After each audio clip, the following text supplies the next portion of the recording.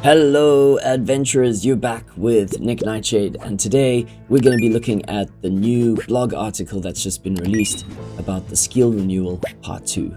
Let's dive in. Brave adventurers, not many days have passed since the release of the first parts of the skill renewal, and we're thrilled to see how you've embraced the changes. Moving gathering outside of adventures has already created far deeper gameplay, just as we hoped. Some players are going all in on the Enchanted Isles, while others are optimizing their builds to farm and supply scrolls.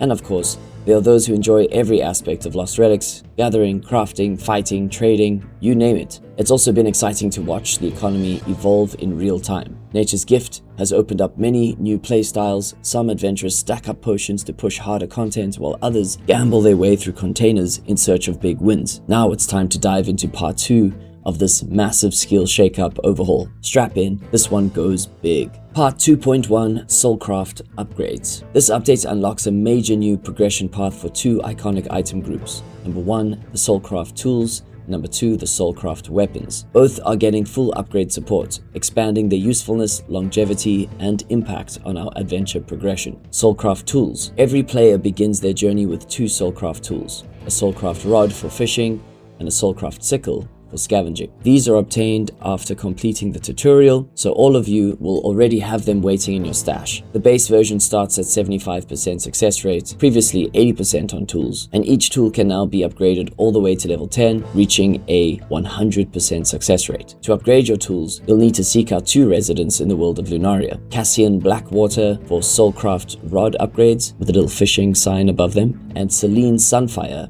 for Soulcraft sickle upgrades with a little flower sign above her. Each level up consists of 2 steps. 1. Pay a fee to begin the upgrade.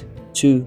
Complete a unique goal to prove you're worthy of the next level. Soulcraft tools have no rarity tier. As long as you maintain the required gathering level, you can collect items of any rarity with them. Before you ask, no, we're not revealing the full list of fees and goals here. We're sure some of you will dive deep, push hard, and share your discoveries with the rest of the community. Soulcraft weapons. During the tutorial, every player chose a Soulcraft weapon type. Just like the tools, this weapon is bound to your soul and now gains the ability to upgrade in power and tier. Upgrading works much like the tools. Edmund Ironhand is the master you'll need to visit for Soulcraft weapon upgrades. Each upgrade requires: number 1, a fee to begin the upgrade process, and 2, a goal you must complete to prove your strength. Soulcraft weapons can be upgraded up to legendary tier. This ensures that every player, new or veteran, can earn at least one legendary weapon purely through gameplay. However, if you want to go beyond the legendary limit of Soulcraft weapons, you'll need to complete tier 17 Valor expeditions, get blessed by RNG, or trade with other players. To respect the rarity and economic history of current BC gear,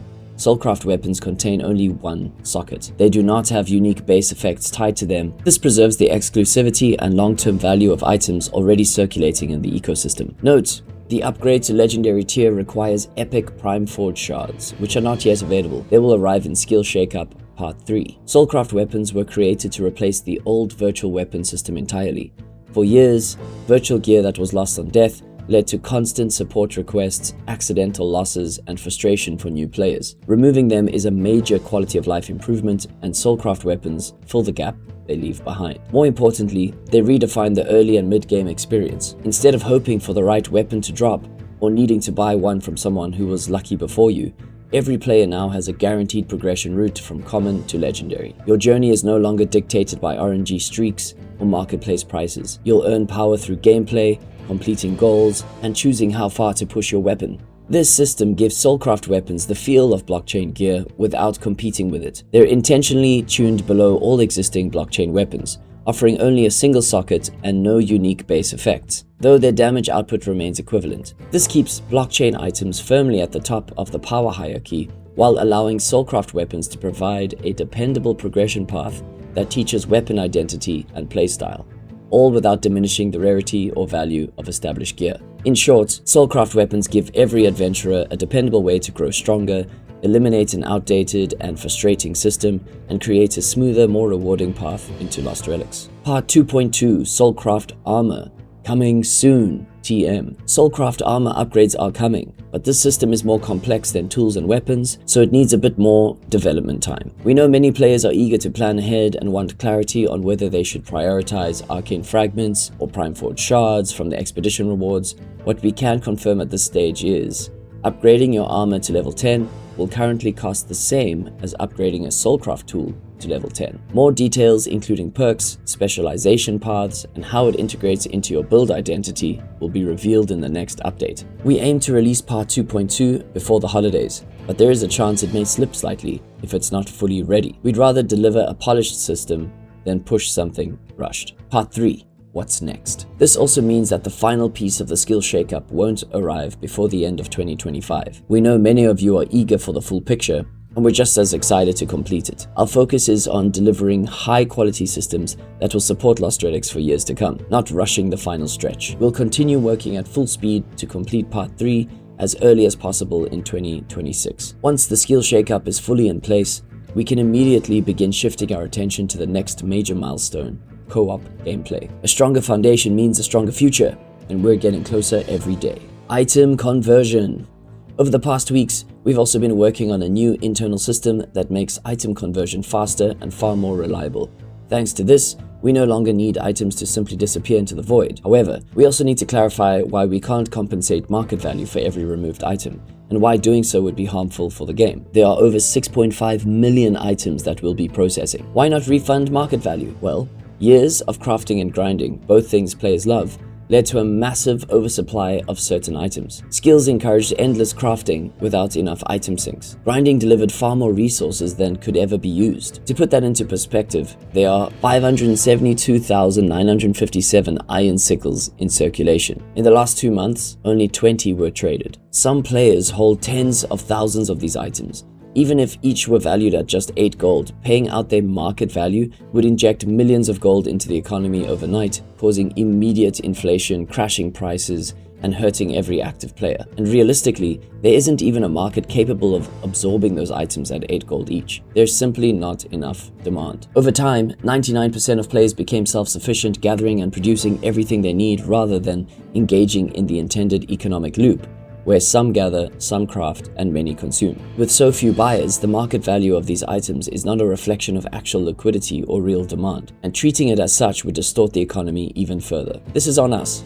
The game evolved over the years, and systems were expanded without enough balancing around supply and demand. The skill shakeup fixes this long term, but we must avoid destabilizing the economy in the process. What is being removed in Part 2?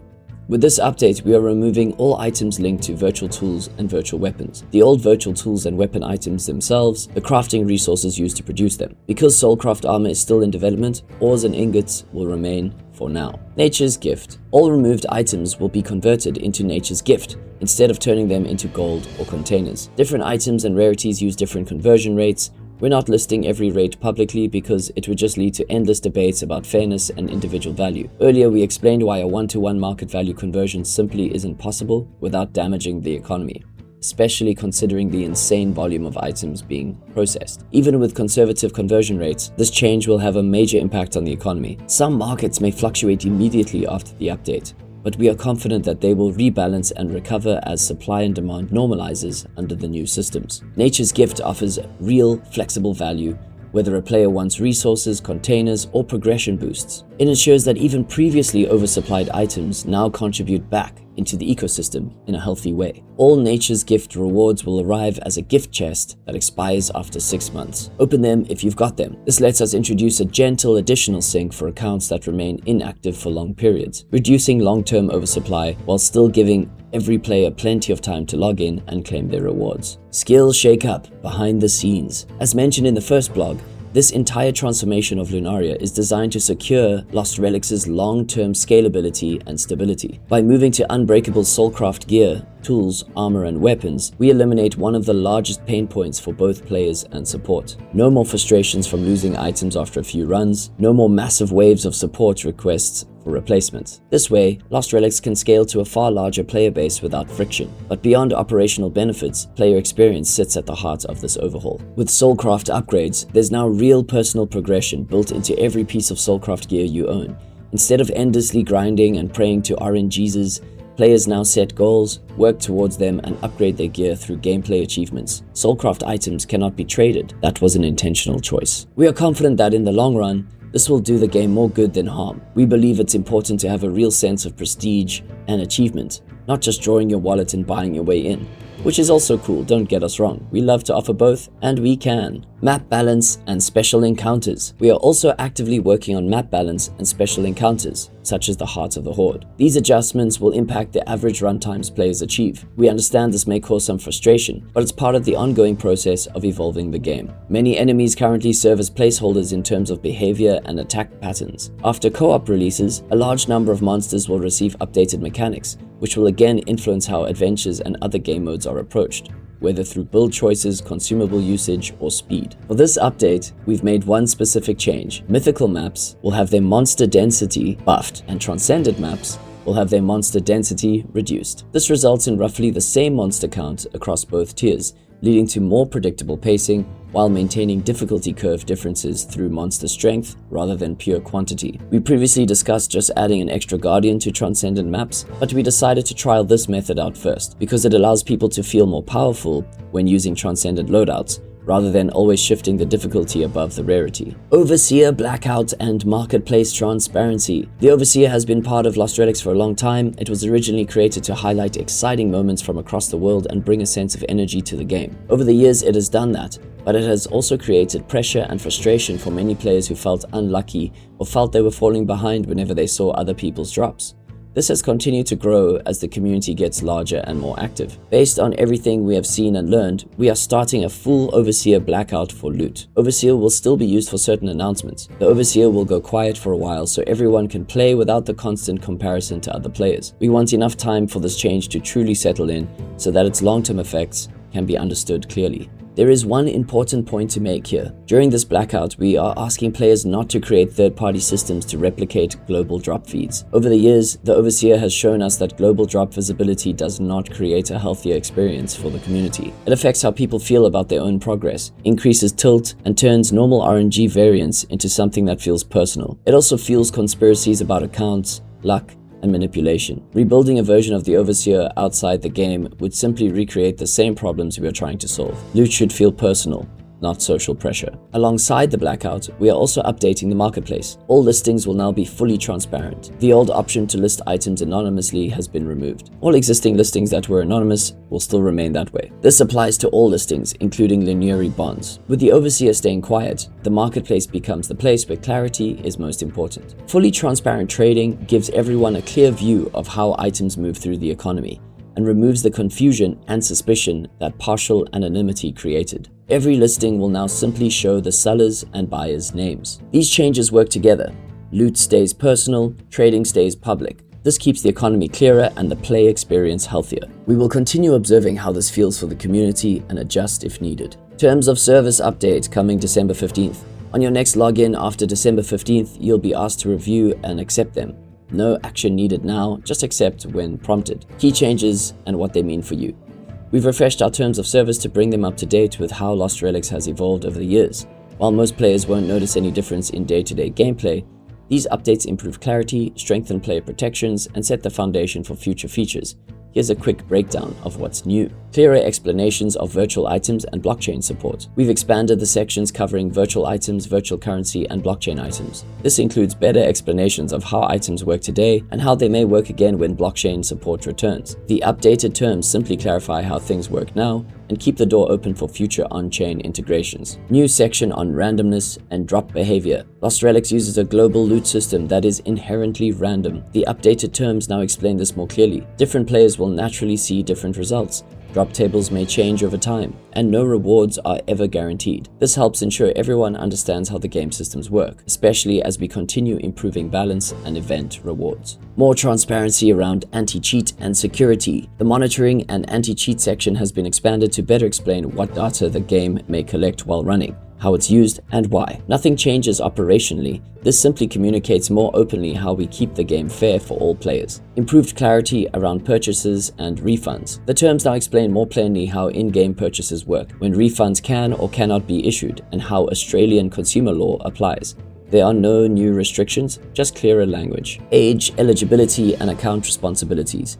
We've added clearer guidelines for account ownership, parental or guardian oversight for younger players, and what's required to keep your account secure. Refined termination, dispute resolution, and legal structure. Several sections have been written to be more balanced and easier to understand. This includes how suspensions work, when we may close services, and how disputes are handled under Australian law. You can review the full terms of service ahead of time. Release notes. Removed all virtual weapons. All players can now obtain new rarity variations of their chosen Soulcraft weapons up to legendary. Weapons were already chosen during the tutorial level and provide a way for players to progress if they haven't found another blockchain weapon yet. Soulcraft weapons have a single socket that can be imbued. Removed all virtual tools. All players can now upgrade their Soulcraft tools up to 100% success chance. Virtual tools are a special rarity and can be taken into any rarity adventure. Node spawning is determined by your skill level. The Overseer has gone silent for drops. Strange interference has cut off transmissions across Lunaria and no discoveries are being broadcast. While the world adjusts to this quiet,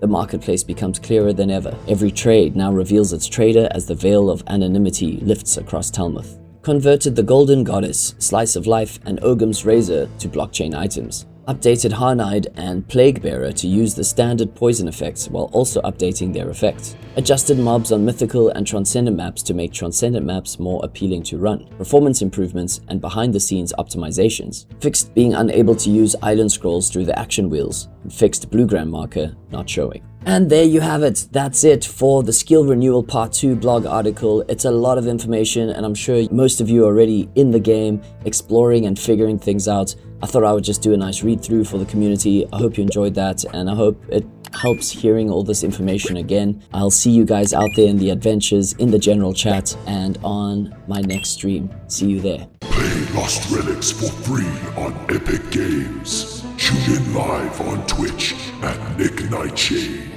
Or else.